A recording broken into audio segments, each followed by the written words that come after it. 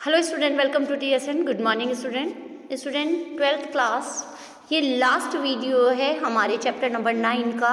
और जो हमने पढ़ा था सस्टेनेबल डेवलपमेंट, उसके जो यूजेस थे, किस ढंग से हम कर सकते हैं, वो मैंने पिछले वीडियो में कंप्लीट करा। Now last video of this chapter is traditional knowledge and practice. Traditional knowledge क्या होती है कि जो हमें वास्तव में प्राप्त है नॉलेज उसके बारे में, कि जो वास्तव में traditionally Indian people have been close to their environment. वो बहुत इंडियन जो लोग होते हैं वो क्या करते हैं, अपने इन्वायरमेंट के बहुत पास होते हैं। They have been more a component of environment and not to be controller. वो वास्तव में इन्वायरमेंट के कंट्रोलर नहीं हैं। If we look back in our agriculture system, यदि हम पीछे की तरफ जाते हैं हमारे पूर्वजों की तरफ, health care system, housing, transport, ये सारी चीज़ें पहले थी। We find that all practice have been environment friendly. उस समय क्या था, इतना पोल्यूशन नहीं था हमारा, जो ये सारी चीज़ें होने के बाद भी क्या था, फ्रेंडली इन्वायरमेंट था। So only recently we have drifted away from the traditional system and caused large scale damages to environment। परंतु हमने पुराने सिस्टम को खो दिया है और हमारे क्या स्केल डैमेज हो रहा है environment. So our rural heritage भी। So now it is the time to go back. यदि हम पीछे की तरफ जाते हैं, one apt example is in health care. India is very much privilege to have about 1500 species to plant. पहले हमारे यहाँ पे कितने तरह के प्लांट्स होते थे, about 8000 of there are in regular use in various system. जो 8000 थे वो तो रोज काम में भी लिए जाते थे, जिसके अंदर ट्रीटमेंट होता था। फ्लॉक ट्रेडिशन माने जाते थे, वो विद द आज भी माने जाते हैं, जैसे पीपल हो, बड़ हो, इनकी पूजा की जाती है। Treatment including in folk tradition with the sudden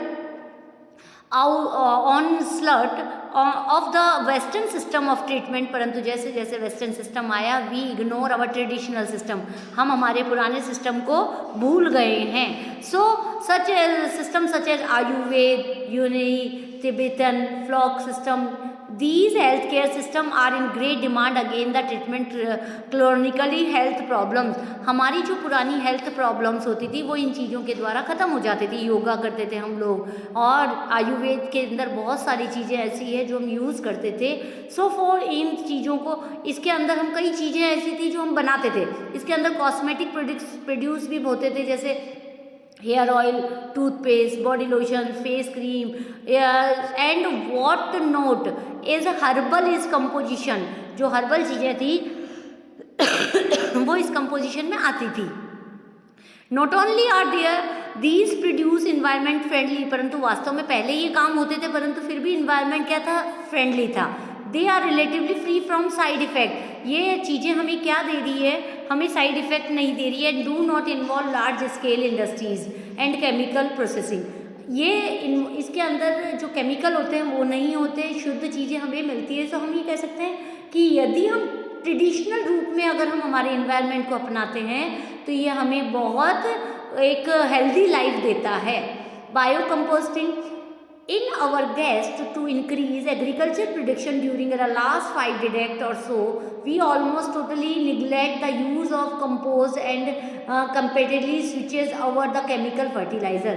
आपको पता है खाद जो है, हम आजकल रासायनिक खादों पे डिपेंड हो गए हैं। बायो कंपोस्ट जो हम पूरी जो पहले जो यूज़ करते थे, हम केमिकल फर्टिलाइज़र पे आज हो गए, टोटली निगलेक्ट कर दिया हमने कंपोस्ट को जो पुरानी थी। The result is that large tract of productivity land have been adverse affected. इसके द्वारा क्या हुआ, जो लैंड की यूटिलिटी थी या फर्टिलिटी थी वो ख़त्म हो गई। Water bodies include ground water system have suffered due to chemical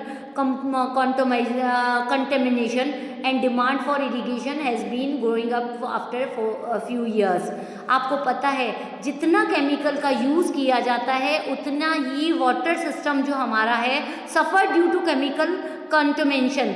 जो हमारा केमिकल यूज़ किए जा रहे हैं उनकी डिमांड जो आजकल धीरे धीरे जो इरिगेशन की डिमांड है, मतलब कि धरती की जो पानी सोखने की क्षमता है वो ख़त्म हो गई है केमिकल कंपोजिशन से, और इरिगेशन पे हम डिपेंड हो गए हैं काफ़ी। Farmers in large numbers all over the countries have again started using compost made from organic waste to different types। Farmers भी बहुत तरह के ऑर्गेनिक वेस्टेज यूज़ करने लगे in certain part of the country. Cattles are mainly only because they produce dung. कई जगह पहले क्या किया जाता था, जो लोग थे वो कंपोस्ट पे ही डिपेंड करते थे, जो काऊ डंग वगैरह होता था इनको ही खाद बनाकर यूज़ किया जाता था। और कई जगह तो पहले कैटल को इसीलिए पाला जाता था कि they are mainly use for only produce dung which is an important fertiliser and soil conditioner. जो ये थे कि ये वास्तव में उन्हें कब पाला जाता था, इसलिए ताकि वो कंपोस्ट हमें दे सके। Earthworm and can convert organic matter. और इसके अलावा जो अर्थवॉर्म्स होते थे वो भी ऑर्गेनिक का कंपोस्ट फास्टर बनाते हैं काफ़ी। And this process is now being widely use indirectly the service authorises are benefit to and they have dispose reduce quantity of waste. So हम यहाँ स्टूडेंट ये कह सकते हैं कि हमने क्या क्या चीज़ें खोई है और क्या क्या चीज़ों को हम वापस यूज़ कर रहे हैं। अब आता है बायोपेस्ट कंट्रोल। बायोपेस्ट कंट्रोल क्या होता है? With the advent of green revolution, धीरे धीरे जैसे जैसे हरित क्रांति आई है, the entire country entered into a frenzy and to use more and more chemical pesticides the high yield. धीरे धीरे क्या हुआ, रासायनिक खादों के ऊपर, रासायनिक चीज़ों के ऊपर हम लोग आने लगे हैं। Soon the adverse impact begin to show. इसके द्वारा हमें गलत इम्पैक्ट पता पड़ रहे हैं। क्या क्या है उसके अंदर? जो फूड की प्रोड्यूस क्वालिटी है वो क्या हो गया, बेकार होने लगे हैं। Soil, water bodies and green ever ground water were polluted with practice. और ये सारी चीज़ें क्या है, पोल्यूटेड होने लगी है। So milk, meat, fishes were found to continue, ये भी हमें मिलावट के रूप में मिलने लगे हैं। To meet this challenge and effort are on being a better method to pest control. परंतु इन सब के लिए हमें एक कंट्रोल सिस्टम अपनाना है। One such step is use to pesticide beside on the plant product. इसीलिए हमें प्लांट प्रोडक्ट पर यूज़ करना चाहिए। Neem tree are providing to quite useful. जो हमारे नीम के ट्री हैं वो बहुत यूजफुल है हमारे लिए। Several types of pest controlling chemical have been isolated. Neem and these are being use.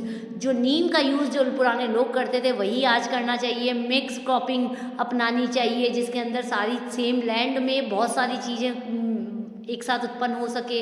In addition awareness in spending about various animals and bird with the help of controlling pests.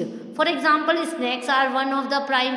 अब इनको कैसे बचाना चाहिए? जैसे सांप क्या करता है, बहुत से एनिमल्स को, prime group of animals which prey upon rats, mice, various other pest होते हैं, जैसे लार्जली बर्ड होती है, जैसे ओल है, पिकॉक है, ये बहुत सारे इनको ख़त्म करते हैं दूसरे जानवरों को। So if these are allowed to dwell around the agriculture areas, यदि ये एग्रीकल्चर एरियाज के आसपास होते हैं, they can clear large variety of pests. ये धीरे धीरे सबको ख़त्म कर देते हैं, इंक्लूडिंग इंसेक्ट को भी खा जाते हैं ये लोग। So lizard are also important in the regard. We need to know the value of save them. इसीलिए हमें इन सबको बचाना चाहिए। सो स्टूडेंट, सस्टेनेबल डेवलपमेंट का मीनिंग जो हमने अब तक देखा है, कैच फेस टुडे जो हम देख रहे हैं, it is Indeed A paradigm shift in development thinking. इसीलिए हमें इसे एक थिंकिंग के रूप में लेना चाहिए जो कि विकास के लिए आए। Through it has been interrupted in a number of ways, embraces of the part ensure lasting development and non declining welfare of the all. So हम ये कंक्लूजन निकाल सकते हैं यहाँ पे कि क्या क्या इन इकोनॉमिक जो डेवलपमेंट है which aimed increase the production of goods and services to meet the need and rising the population. Main चीज़ कंक्लूजन यही है कि वास्तव में आर्थिक विकास तब होता है जब सभी लोगों को सारी सर्विसेज और गुड्स मिले, उनकी नीड्स कंप्लीट हो। सो यहाँ हम पूरा यही कह सकते हैं कि sustainable development aim at promoting the kind of development, सारे तरह के डेवलपमेंट हो that minimise the environment problem, और जो हमारे एनवायरनमेंट की प्रॉब्लम्स हो वो सबसे कम हो, और meet the needs of present generation to without composing the ability to the future generation to meet their own need. कि जो हम आज की जनरेशन जो चीज़ें यूज़ कर रही है वो आने वाली जनरेशन तक भी उनको पूरी मिले। सो स्टूडेंट, ये चैप्टर भी हमारा ख़त्म हो गया सेकंड टर्म के। अब सिर्फ एक लास्ट चैप्टर बचा है जो मैं नेक्स्ट वीडियोस जो 3-4 वीडियो में कंप्लीट कर दूंगी। तब तक आप इसकी पूरी PDF करके कंप्लीट करें। Till then, thank you.